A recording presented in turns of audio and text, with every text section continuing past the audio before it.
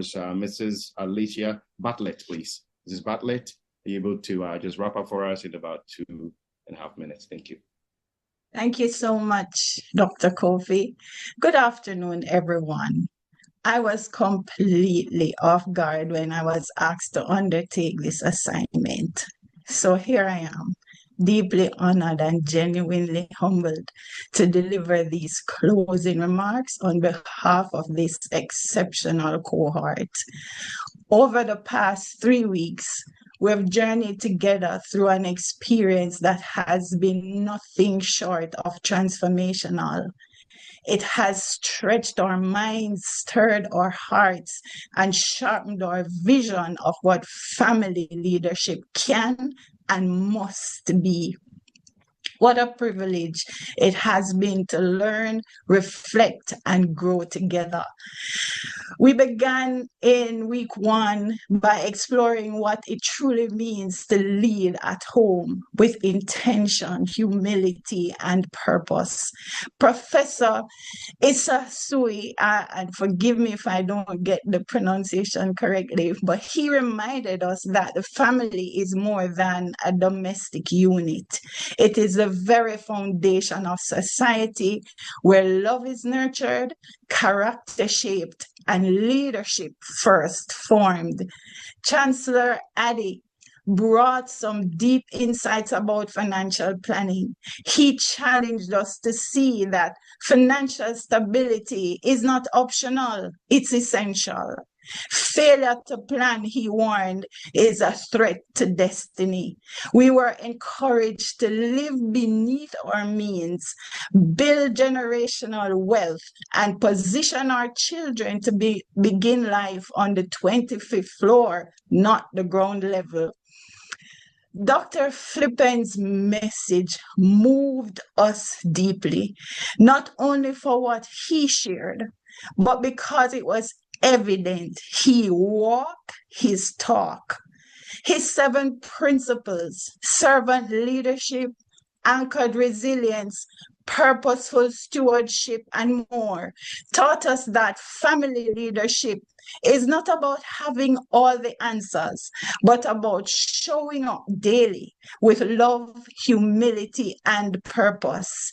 Dr. Newman broadened our lens with a holistic view of family health, connecting physical, emotional, mental, and spiritual well-being. His insights gave us practical tools for nurturing families across every life stage. In week 2, we were brought a refreshing voice. Zimbabwe's first female president in the making, 10-year-old entrepreneur, Baina Tahila Manganda. With a confidence and clarity, she reminded us that children carry vision and purpose if we would only pause to listen. And when we met her mother, the formidable Mrs. Betty Manganda, the roots of Baina's boldness and poise became unmistakably clear. She offered a compelling redefinition of the term mother tongue, not simply as spoken language, but as a guiding ideology. The intentional values a mother instills to shape her children's identity and destiny, rather than leaving that formation to external forces such as media, education, or distorted religious narratives. She challenged us to reject the myth that submission diminishes a woman's worth, and she sent out a clarion call to us to raise leaders, not followers, for the future. Time would fail me to fully capture the timeless wisdom shared by Dr. Gideon Sapor, Dr. Jordan, and Professor Frederick Cassisi. each offering profound insights on parenting with love and boundaries, embracing children with special needs, building resilient marriages, and leading with grace, integrity, and intentionality. Their message was consistent and compelling. Lead your family, not by accident, but with vision, purpose, and design. Week 3 deepened the conversation. The depth of insight shared today was nothing short of surgical, at least for me. Like an open heart surgery for the soul. The richness only intensified, reaching new heights.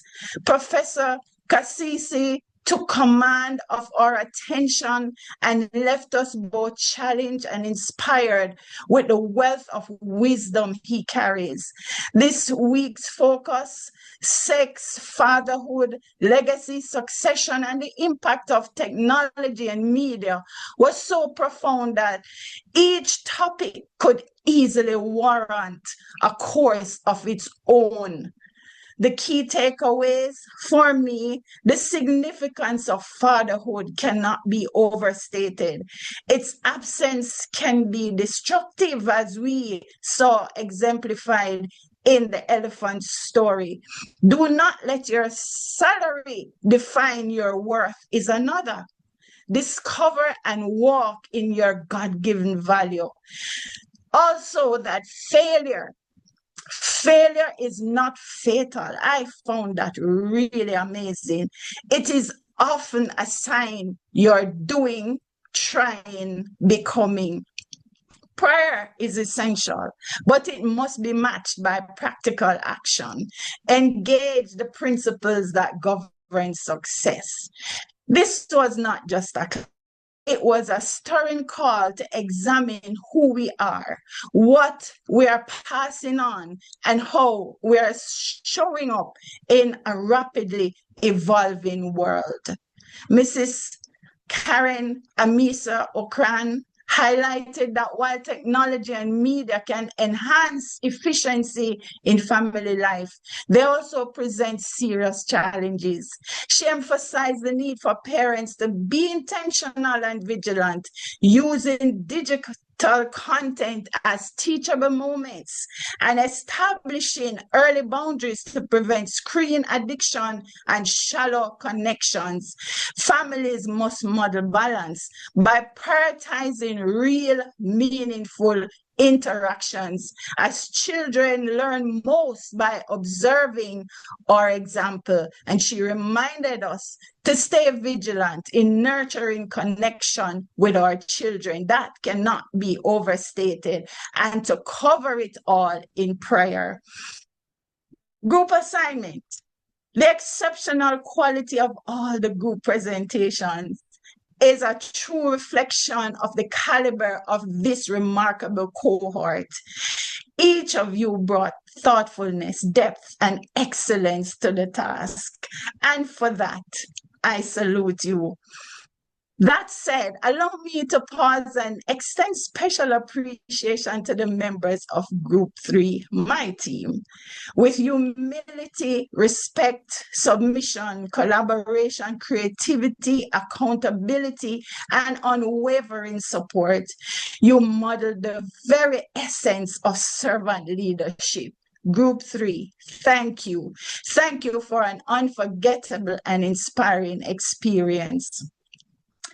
Gratitude to our moderator, facilitators, and administration.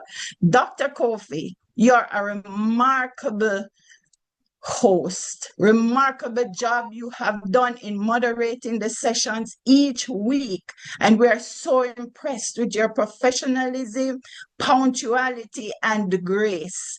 To our esteemed facilitators and course administrators, please accept our heartfelt thanks. You delivered a professionally crafted and expertly managed course marked by timely, relevant topics and presented by not only brilliant minds, but by capable, authentic, and humble communicators. Thank you for the time, care, and vulnerability you invested. Your unselfish commitment did more than inform our minds and stir our hearts. You planted seeds that will take root in homes, in churches, in communities, and nations, places you may never physically reach. But rest assured, your impact will echo through the lives we touch and the legacies we are now empowered to shape. In concluding, dear professional leaders and colleagues, as the curtain falls on this course, let us remember this is not the end, but the beginning.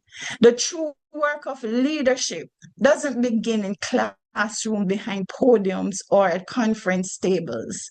It begins around our dinner tables, in our living rooms, and at our family altars. That's where our leadership will be most tested and most needed. So let us arise to the call, not just to lead, but to lead well, to lead by example. And this begins at home. Thank you once again for this tremendous privilege. And may God richly bless PALI, this institution. You are impacting lives in ways that cannot be quantified. God bless you all.